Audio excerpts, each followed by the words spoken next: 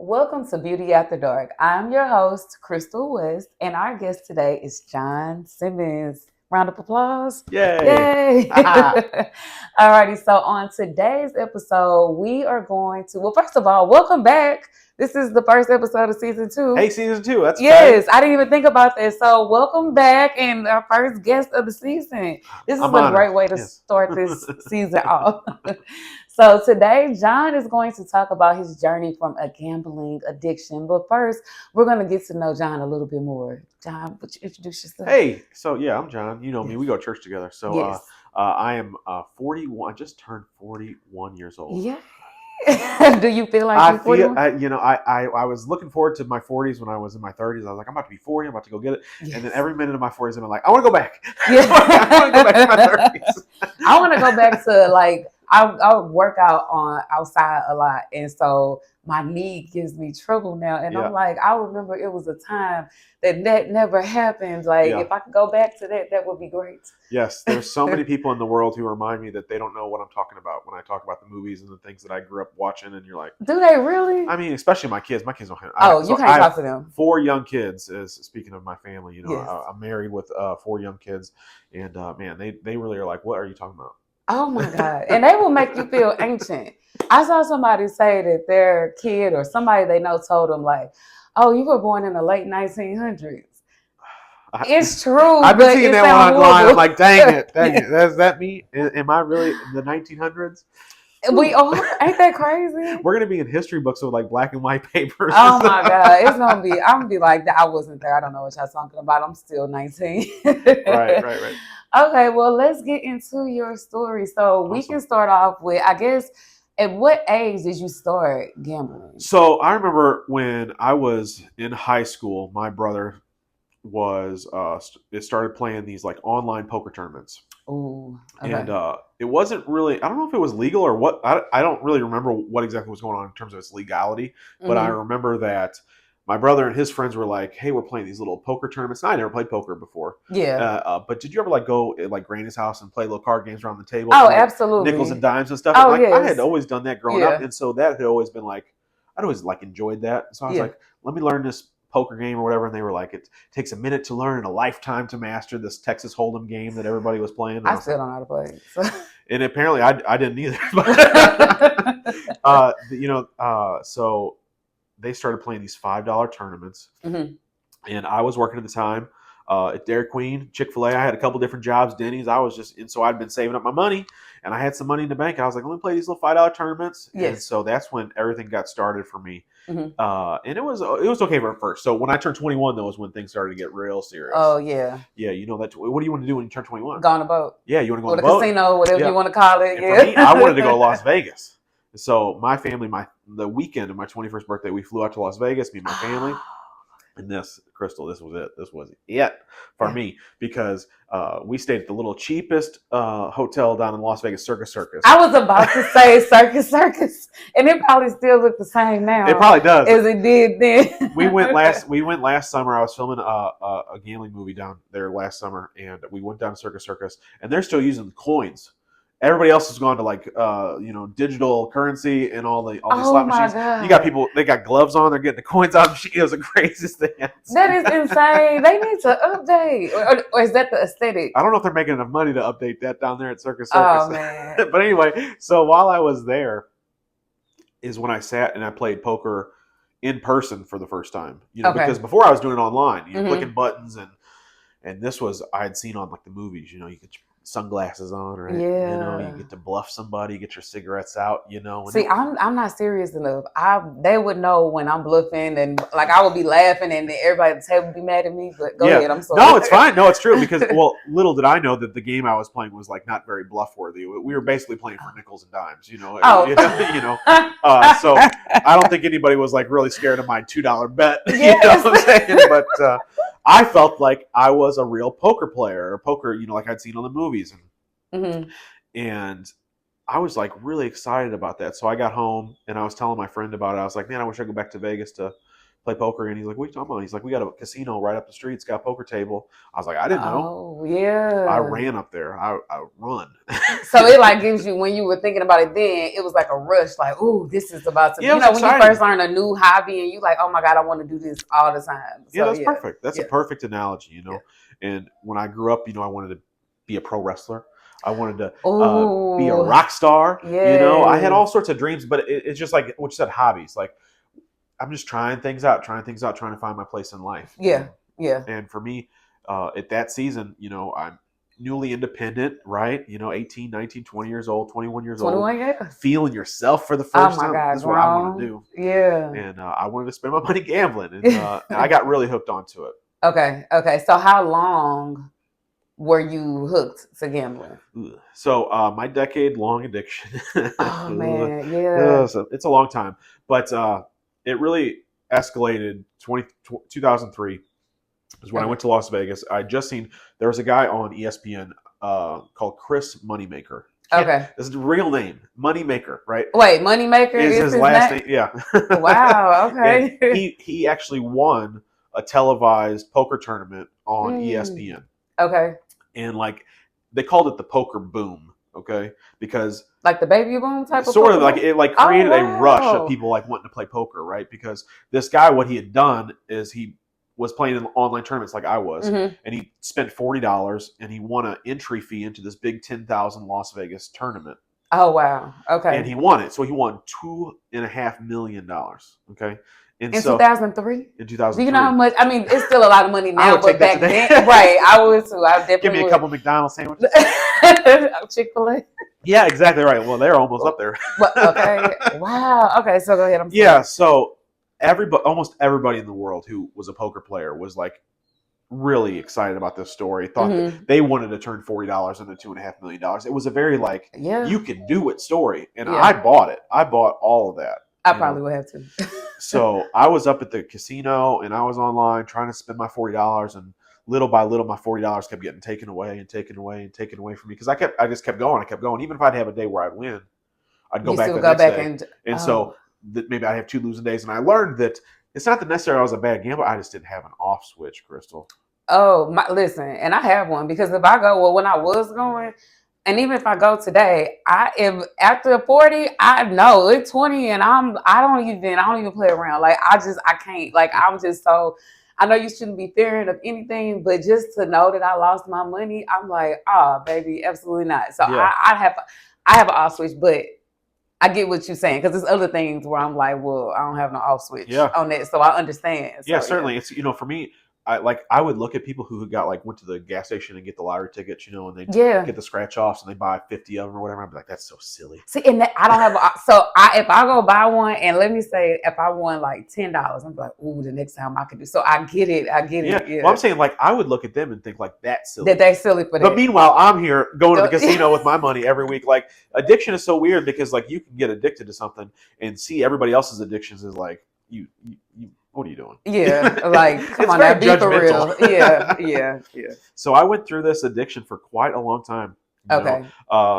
It ended up being like a cycle, right? So I filed bankruptcy in 2005. Okay.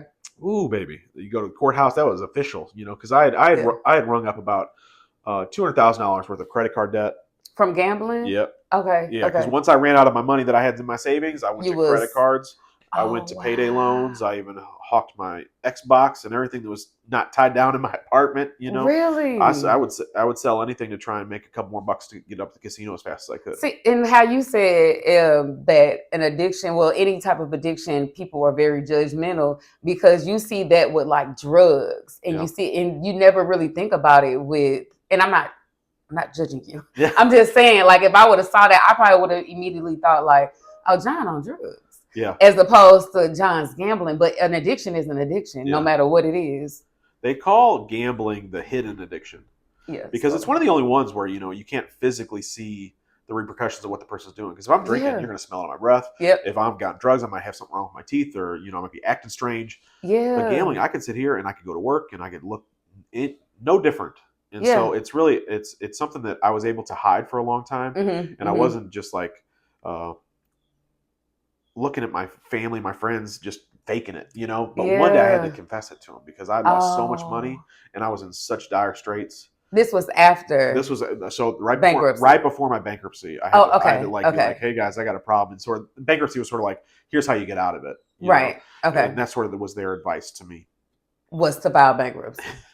And hey, it's good advice. You know, it was for me at the time because I had so much debt out. You know, back. Oh, I would have been running to the courthouse. $200,000 worth. I mean, you know, this one thing if it's like a house, you know, just regular, not regular type of debt, but you get what I'm saying. Yeah, sure. But to have it and it's like owing money, and those they probably were calling and just like hounding you. 100 calls a day. I would like. Oh man, it was really hard to live back then. You know, in my addiction, everybody was chasing me down trying to get money. If I did answer the phone, I'd be like, I ain't got the money to pay you. And hang right back. I think we all have been there before. Yeah. The problem with bankruptcy for me was it didn't solve my real problem. It solved my financial problem at that time because more came later. But at that time, okay, I got $200,000 of debt, and my family and friends were like, "You need to file bankruptcy. You need to get rid of this, and you know, get yourself better." And that's all good. I'm like, "Okay, let's do it." And so I filed bankruptcy, and I take a couple steps to like figure out what to do next. You know, maybe my mom or my friends are looking at my debit card numbers, trying to make sure I'm not doing anything crazy with it. But and I did, but the desire. I was gonna say it was in you. Yeah, I wanted to do it so bad. Every thought in my head was like, if I could only win enough money, they'd be jealous of my life. If I won that $2.5 million, and I spent my next $40 got me to that $2.5 million, they'd be jealous of me, and they'd wish they had my life. And that's sort of the thought that was always in the back of my head. Yeah. And so I would tell them, I need your help. And in the back of my mind, I was like, if I get this money, I'm gonna go spend it. You know. Yes. I was living a dual life for a long time. Oh wow. With you living a dual life, what made you come out of it? Like, what was the breaking point? And then after you realized you were living a dual life, did you immediately like, okay, let me confess to people, tell them, and then it's over with? Or did you go right back, file bankruptcy, stop living a dual life, was open about, I'm addicted and I'm going to keep gambling? So for a period of time, I was, you know, trying to walk it out straight, you know, but I realized that I couldn't do it. And so around this time, I was introduced to sports gambling. My daughter, oh God. I was working at the casino, and all these guys were talking about betting on sports. Now, I had signed myself off the casinos in St. Louis, which means that I'd gone in and said, hey, don't let me come in here. Oh. They will arrest me if I walk in there. It's like a preventative measure people can do in Missouri and other states. Okay, and you can willingly go in and just say, I have a problem. Don't let me back in here. Wow, that's awesome. That's a really good thing. So it can be a tool, but again, it doesn't help the thing in your heart, which makes you want to go in the first place, which is what I was fighting the whole time. So I found myself betting on sports because as I worked, I could work at the casino but not play in there because I was a poker dealer too. Oh, John. Yeah, I was surrounded by yeah.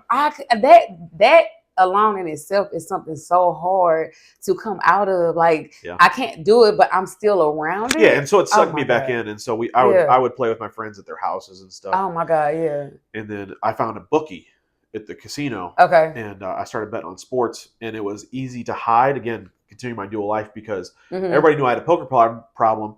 No one assumed that I had this sports betting problem. I wouldn't have either. Gambling is gambling, though. Yeah, and so I started betting on sports, and I wasn't even really a big fan of sports, to be honest. Wow. And you started gambling? I know. My buddies were doing it. They kept talking about it. It's like you're around. It's like if your best friend kept going to rock climbing, eventually you'd be like, tell me some more about that rock climbing. You know what I'm saying? It's like, or they kept asking you to come do it with them. You know, like maybe you wouldn't really want to do it, but you'd try it out once. Did you get good at it? Because eventually you have to start watching the sports to see who was the right person to bet on, or you just knew numbers. I just did it. I listened to what they would tell me and do things like that. And eventually, I tried to research and trying to get good at it. But I had no off switch, Crystal. So eventually, I went from betting one game on Sunday at the football to betting everything that's on TV, midnight games. I'm up at 3 a.m. betting on soccer games in Japan.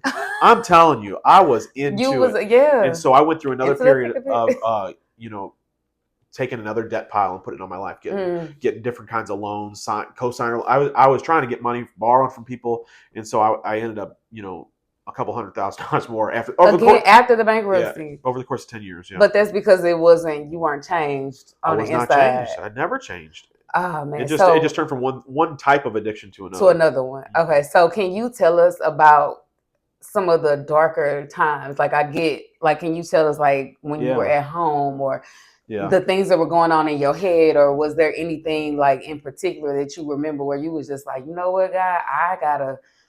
Well, I didn't know God then. I was unsaved. Ooh.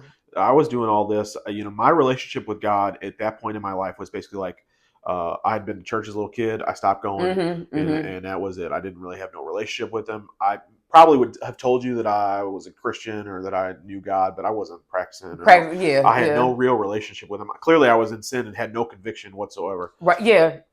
So, for me, when I was trying to walk out that life without Christ, I know now what was happening, but I had this war in my mind, Crystal. Talk about the dark times. I was suicidal almost for years. I wanted to kill myself. I wanted to. Was it because you couldn't get rid of the addiction, or was it because of the debt, or was it because of a combination? It's like, okay, so you got all this debt, and everybody around you is mad at you or upset with you, or you've broken everybody's trust. I was engaged. I was with a woman for 6 years. We were engaged. She left me over the whole thing. Yeah. Several of my close personal friends for a long time. I'm not friends with them anymore because of this addiction strained us, or I stole money for them, or I broke the kind of trust. And so, like, my life was just not a great life. When I was really heavy in my debt, I would just isolate. I would hide myself from the world, and then only go out when I could gamble. So for me, the darkest times was the war in my mind, because all day I would think about, well, I owe this person money, I owe that person money, and if I can go borrow this from money, I got to go pay that guy, and then maybe I can get out of this thing, and then if I can take that and I can go to the casino with it, or I can go, because I would drive to different casinos. At some point, even though I signed off in Missouri, I'd drive to Tunica, or I'd drive to Indiana, Illinois, or anywhere to go gamble somewhere else. Okay. And so I that's how the money continues to pile up. And because I was a poker dealer, I made a lot of money dealing poker. $100,000 in 2005. I made, just dealing poker. Just from so how is that, like an hourly wage, or is you that worked on tips? And poker was and since there's so much money flying around, tips would be very frequent. God. But the war in my mind, though, to go back to that, is that I didn't have any peace. The Bible talks about peace, but I didn't know what that was, because all day long I'd have this just like terrible thought life where all my problems would just be overwhelming me. And the only time I would ever get peace from that would be when I was sleeping. And I would just go to sleep every night. And I wasn't really praying, but almost every night I'd go to bed going, oh, I hope I don't wake up. I hope I don't wake up. Oh, man. Because, I really was just so mentally challenged by all the hardships I'd put myself under, that it was hard to know what to do. I wasn't wise in any way. I was foolish in so many ways. I didn't know how to manage money. I didn't know how to be a good friend. I didn't know how to be a good son, And so you had a lot outside of the gambling. It was a lot going on inside of you, period. Yeah. Okay. So what was your breaking point? I turned 29, and that summer I was like, I thought back, how I said I want to be a pro wrestler and a rock star and do all these things. And I had this like moment of self-reflection. I was like, how come I didn't do any of that stuff? How come I didn't, like, I'm 29, I'm almost 30 years old. What have I done with my life? And for me, that was really difficult, because I remember growing up, I was like, I'm going to be something. I'm going to go do something. And when I started gambling, I had this revelation that like all my dreams had just gone away. It's like, and so I felt like I was asking myself this question. It's like, is this the life I am meant to have? Yeah. And I was like, I don't think this is the life I'm meant to have, this gambling life. And so I signed myself into rehab for the first time. Now, I'd gone to rehab many times, but usually because my girlfriend would say, if you go to rehab, I'll pay for your ticket, or pay for your, give you some money to pay off your loan or whatever it was, So like, I'm going. And so anytime I was in financial trouble, I always needed help from someone, and so I got very good at asking people for help. And compartmentalizing people so they didn't know that I borrowed from you yesterday and I need money from them today. And then I'd use their money to pay you back. Strategic. Peter to pay Paul, this sort of thing.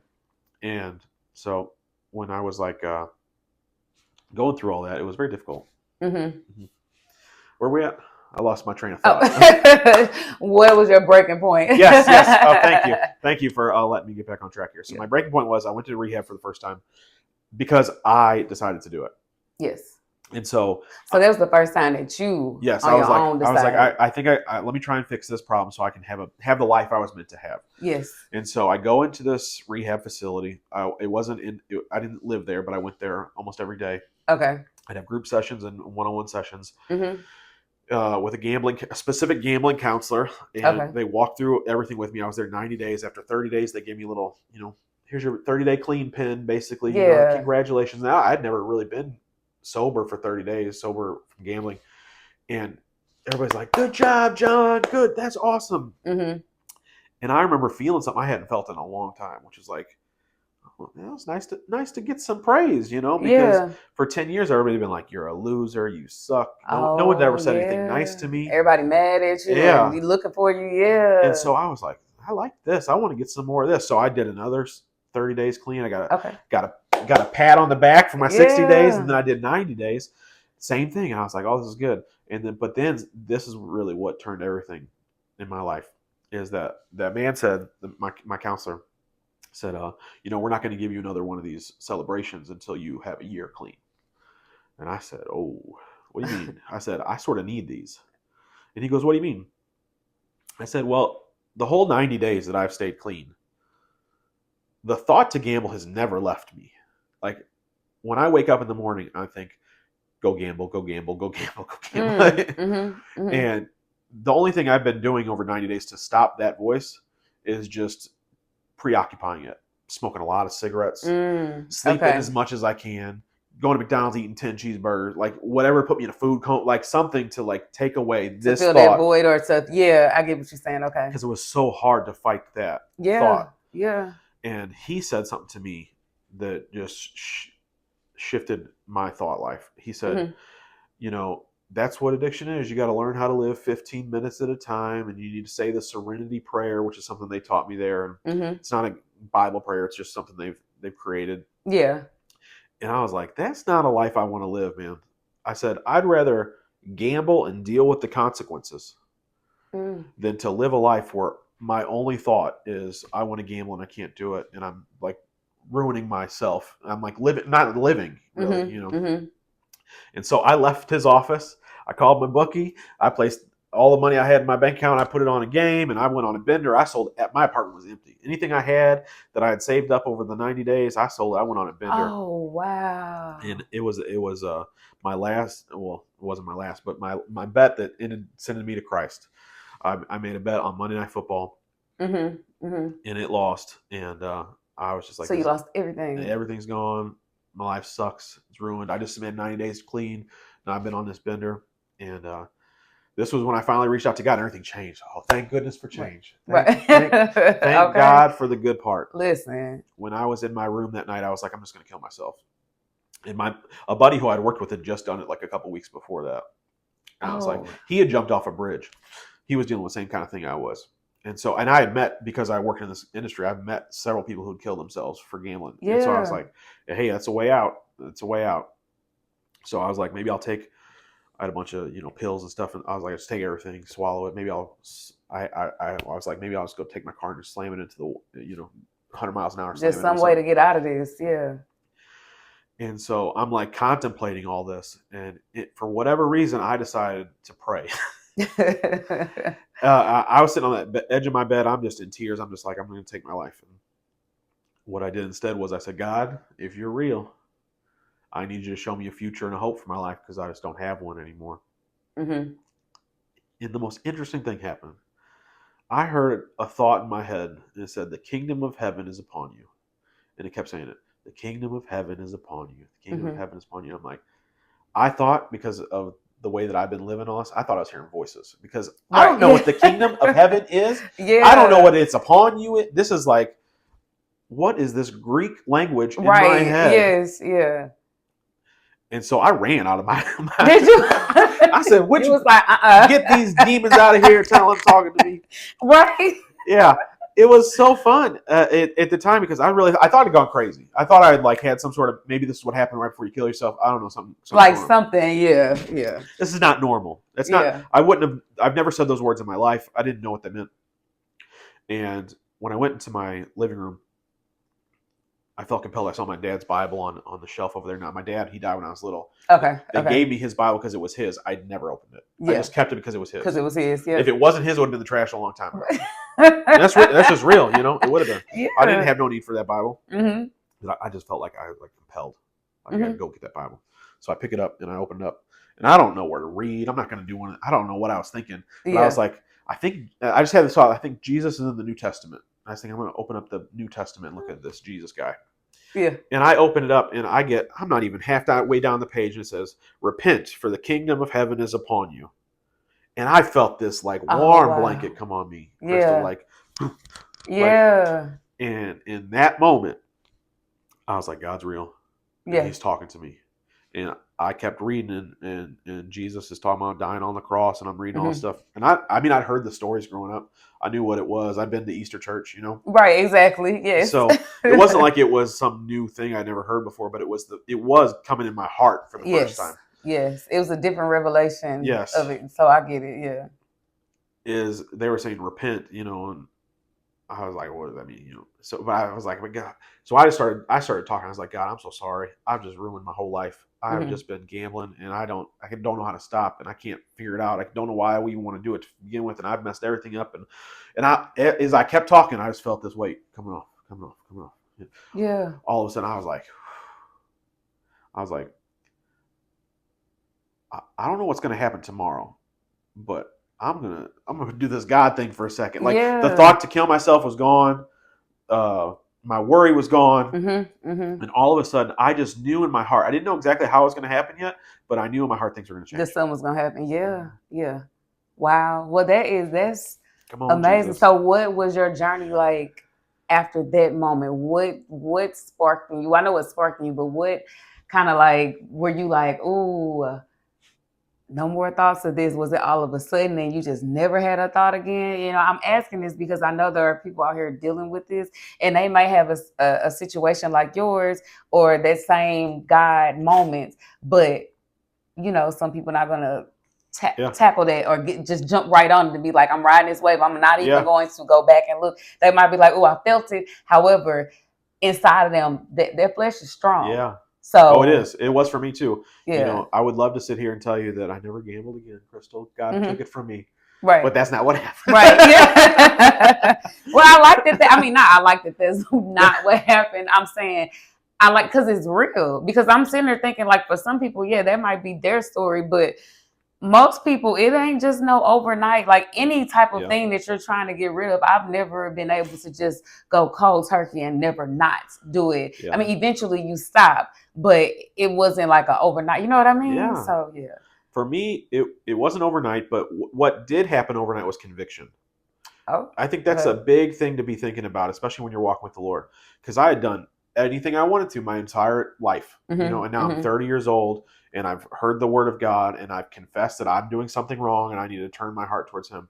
And for the first time, I had like, ooh, what's that? Now, I went into a casino recently, not recently, but recently after that moment, right? Yes. I walked into one. I felt like I had like, you know, sandbag on my feet or weights or something, you know, like I was like, what's this? You know, like I felt like something. Yeah. Sort of physically, like saying, don't go in there, don't go in there. And if I went in there, I'd feel bad. For the first time, I'm like, I don't think I'm supposed to be in here. Yeah. You know, I was like, and so that slowly. And that was a different. Yeah. I never had that feeling. In fact, my entire 10 years of addiction, I was like, get there, go. Right. You know? And to have any thought that I didn't want to be there was crazy to me. Yeah. And so as I started to listen to sermons on the radio, and eventually I started to go to a church, because I wanted to see what this God thing was all about. I wanted to see what this Jesus thing was all about. And as I continued to build a relationship by reading the Word and hearing the Word, God started speaking to me, you know, through the Word, first off. And I started hearing, you know, some things I needed to do different. You need to stop cursing, Johnny. You know, I'm working on it right now. I say it every day. I don't curse no more. There's something happening. Right? So that's something that's not an overnight thing. Some days be good days, and then other days I just let it fly. Yeah, same thing. And so I was a drinker back then, and I stopped drinking, and I remember I was trying to get healthy, Crystal. And right after I got born again, I was trying to get healthy. I was going on all these walks. I lost a bunch of weight. In the middle of my walks, I would take pack cigarettes out of my pocket. And in the middle of the walk. In the middle of my walks and stuff. And I heard the Holy Spirit. This was the first time the Holy Spirit said something to me other than the kingdom of heaven is upon you. He goes, you think you're going to get healthy smoking those? And I was like, right. I took him. I threw him in the dumpster at 7-Eleven. I never smoked again. Now, so I know that God can deliver people. Oh yeah, just like that. Yeah. Because I'd done all the gums and all the stuff and the things behind the ears and all the stuff to try and stop smoking. It never worked, and that's what God does, right? So God shows you the truth in your heart, and He gives you an opportunity to have something fill the hole in your heart that you're trying, because you're supposed to fill that hole with Jesus, right? Yes. Yeah. But people try to fill it with other things. Oh, absolutely. Yeah. Because it's too, I think it's, if you can find something that's right there to fill that hole, fill that void. Like I've done that and still do it. I'm not as bad as I was, but like with food. And then when I realized like, oh, I'm eating a whole lot. What is going on? Like it's something deeper. Like, and I love to eat, but sometimes like I'll see myself eating in the middle of the night or just doing different things, and I'm like, something ain't right. So I get what you're saying. That's that conviction, right? Yeah, you're being convicted, and I need to figure out. I'm like, what is it? What void am I trying to fill with this food? Because I know how I have self control when it comes to eating, but if I start doing and I'm like, oh no, something going on. So I start praying. I'm like, hey, God, hey, what's up? What is it that I don't see? Because I need to know what it is, because I can't, and then that's gonna have me gaining weight, and it's gonna be a whole nother problem. So let's figure this out. Anyway, this ain't about me. No, it's all good. I just wanted to tell you that I understand. I get it. So okay. So the conviction, though. So I want to talk more about that, because that's really what led to my deliverance, right? So I'm getting convicted. I'm going to casinos. I'm not wanting to be in there anymore, and I'm going. And sometimes I would not go. My friends would go, and I'd stay home. Okay. And I would just cry. Because I know the Lord now. I'm like, why can't I go? I'm yelling at him. I'm not praying. I'm just yelling. Yeah. I'm upset. Yeah. Because that part of me, you was dying. Yeah. Your old self is passed away. You become new. Yep. And the greatest thing that helped me get free of my addiction, because I gambled for 6 months after I got born again. Okay. But my last bet was in April of 2013. Praise the Lord, 11 years sober. Yes. Hey. And I had gone to a church. My very first church service after I got born again, my friend invited me to church. I had not wanted to go because I was one of those people who was like, I got my Bible, God's talking to me, I don't need no church. And then I really had this thought in my head that the church just wants my money, and I ain't got no money, so they can kick it. Like, I ain't gonna give them nothing, no money, nothing. But he dragged me to church, and I went, and I remember, even though they had the lights down and the words were on the screen and everybody's like praising the Lord, I was so intimidated.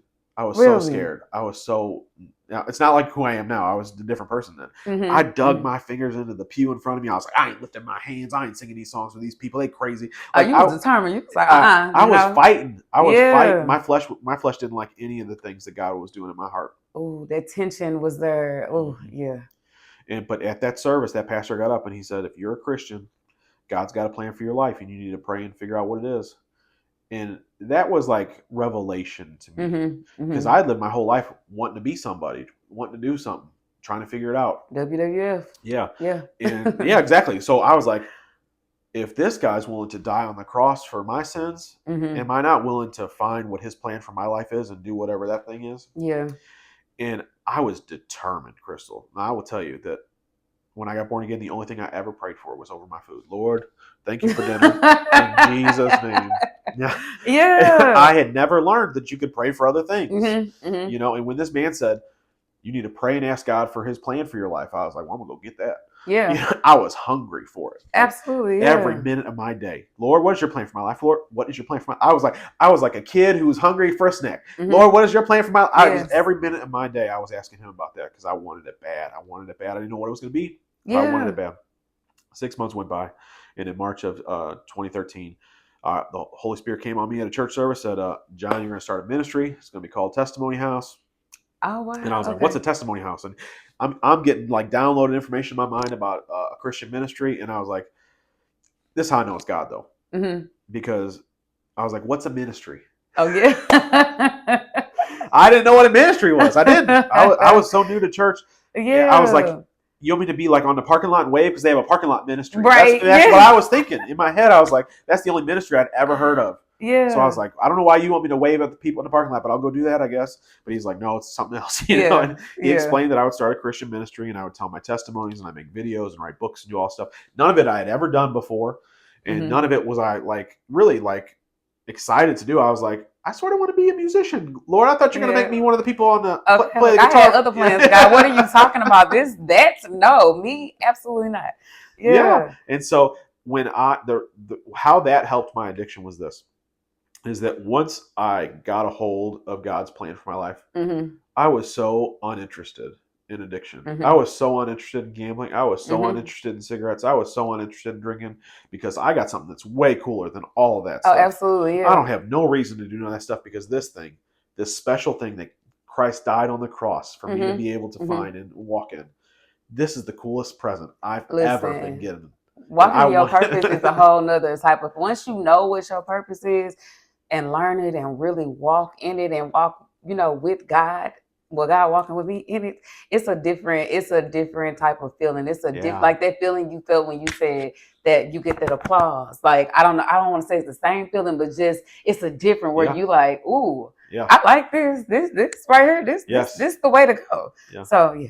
It hits different when you're doing it for God. And I had never I would have, if you would have put a list, say, John, write the 10 things that you want to do for the Lord. The things he asked me to do wouldn't be anywhere near that list. Oh, absolutely not. I had no desire to write a book. I had no desire to make videos or movies. I had none of that was in me. Oh my God. Really? Yeah. I wanted to be on the radio. John is amazing when it comes to videos, filmography. I mean, did I say that right? Sure. Or should I say videography? Videography. Well, I said filmography. Is that even a word?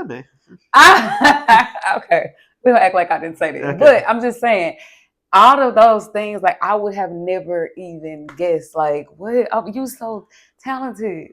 Yeah, well, God's gifts will show off for you. God gives you gifts, even if they're dormant, or even if you're unsaved, you have the ability to tap into them. That's why you see lots of famous people who are unsaved and lots of talented people who are unsaved, because God gave them those gifts to use. And imagine if they were using those gifts for God's purpose. Oh, God. How amazing it would be. But even just every single person on earth has been given a gift by God. Romans 12 says that every single person on this earth has been given a gift from God. And not to say that everybody has different talents, but we all have gifts and talents.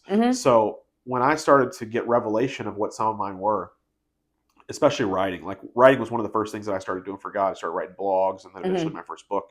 And now I've written, several books. Yes. And so when I started doing that, like, I felt like really like, when you find something you like to do and you're like, I really love, and I just couldn't stop doing it. And I'd never done that before. I'd only been a poker dealer. I'd only worked at fast food restaurants. Like, it was the first time guy was like, I want you to start writing. And I was like, I don't know how to write. Like, I didn't go to English class. I didn't go to college for, how to write a book and all this kind of stuff. Yeah. I didn't feel like I knew how to do any of it. But once I started doing it, God just started, showing off. And people were reading stuff and like, you wrote this? Like, I know you. What do you mean you wrote it? Like, I was like, that ain't me. That's how I know God's real, because I didn't do any of this. I'm a dumb poker player who has a gambling addiction. Yeah. If you see anything good in me, it's not because I earned it. All I did was say, Jesus, I'm coming after you, because I know that I'm not good enough to write a book. I'm not smart enough to make a good movie. I'm not smart enough to get and tell my testimony in clarity. I wasn't trained for any of that. That's only the Holy Spirit inside you. Wow. That's amazing. Yes. Well, I mean, I don't even know what to say like that. Just knowing like that part of your story, this is my first time hearing that. That's why I'm sitting there like, I'm hearing it with you guys. I didn't know that. I would have thought that those gifts were something that you just had. I mean, you did have them the whole time, but there's something that you were working in. You know what I mean? Just to see how talented, that you are. So yeah, I think that when people get their purpose, and because I'm very passionate about people finding their purpose. Yeah. I think if you took a poll in any church in America, even our own, and said, do you know what God's plan and purpose for your life is? You're going to get probably more no's than you get yeses. Yeah. Yeah. You'll get people that say, oh, I know God has a plan for me. But they don't know what it is. But do you know what it is? Yeah. Right. And so I'm really passionate about it. Several things I've written and made videos about are about this purpose. It is the most important thing people can find. It is. And it's almost never the thing that the person thought they were going to be doing. Oh man! If you look at every story in the Bible, God calls a person to do something. They're like, "What? Like who? Me? Build a boat? You want me to have a baby at 90?" Like all the stories are unusual, right? Yeah. They're not like, "Yeah, I knew I was going to do that." Yeah. If you knew you were going to do it, is it God? If you could do it on your own, is it God? No, because and then God will keep it from you because He know you gonna either mess it up or you gonna be like, no, I'm not doing it. That's Like right. that I don't want to do it. So no, okay. So the book that you wrote, well, the books. Do you want to tell them? Can we buy them on Oh, of course. Yeah, Amazon? yeah. So, I'll link it in the description so you guys can go ahead and purchase the book. But go ahead and yeah. So, my ministry is called Testimony House. Testimony House has a YouTube channel. It's active. We do videos, all sorts of Christian content, and things that go along with my books. There's sort of supplement material. So even if you don't want to buy a book, head over to YouTube and subscribe to Testimony House. yes. But I've written several books. The one I would recommend to anybody is God Has a Sense for Your Life. That is the story of how to figure out and find God's plan and purpose for your life and what to do once you got it. And he did a year of what I don't want to say it wrong. God Has a Sense for Your Life. Every day we did a reel. I showed off every single day, and it was. I mean, just to see you. First of all, to stick with it because some days are not good days. Some days are very boring. And not only that, some days are hard mentally. I don't know for you, but sometimes I would to be honest. What was it? Maybe this was Monday or Tuesday. I had a very bad mental day, but I had to keep pushing. I had to keep making content. I had to do a lot of things. I want to say this was Tuesday. Yeah. And I did not want to do it. So I cannot imagine feeling that way and still having to record or still having to actually show people. It's one thing for me to make the content because it could be something old and I'm just recreating it over and over. But you are actually showing on that day. Well, I appreciate that. It was a lot of fun to do. It was a lot. Yeah. It took a lot of hard work, and I was very burnt out at times and not wanting to do it. Yeah. But the end result is, 365 videos that show that God is with you every day of your life, and there's a lot of different things that I put in there to be able to encourage people. So it was a blessing, and who knows what that turns into in the future, Yeah, so. yeah. No, I get it. So before we end, is there anything that you want to say to encourage someone that is in that dark space with addiction, whether it be gambling at the casino, the boats, as I would say, with it, sports gambling, or just because I know there are some people that they might not even go do sports or do the casino, but it'll just be like, ooh, I bet you $15 you can't jump that fence. That's the for real. Like that. You know what I mean? Is the next car down the street red or blue? Oh, I would. Yeah, we would bet on Monopoly. It was all sorts of stuff. I get it.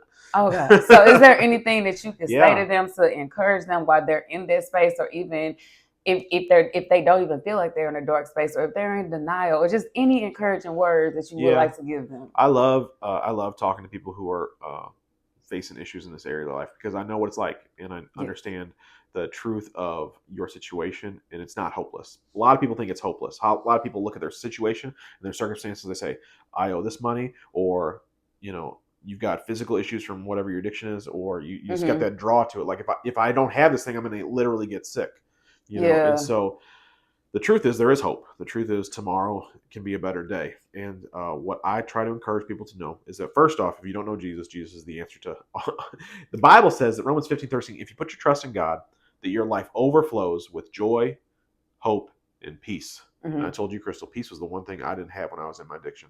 Yeah. And now that I have Jesus, I go to sleep easy. I don't. I want to wake up though. I want to wake up. I want to wake up and do what God has for me each day. Yeah. But if to give you some practical things that I would do if I was going through addiction again, here's what I would do. One is get yourself in a church. But if you're saying, okay, I'm not a church person, change your community.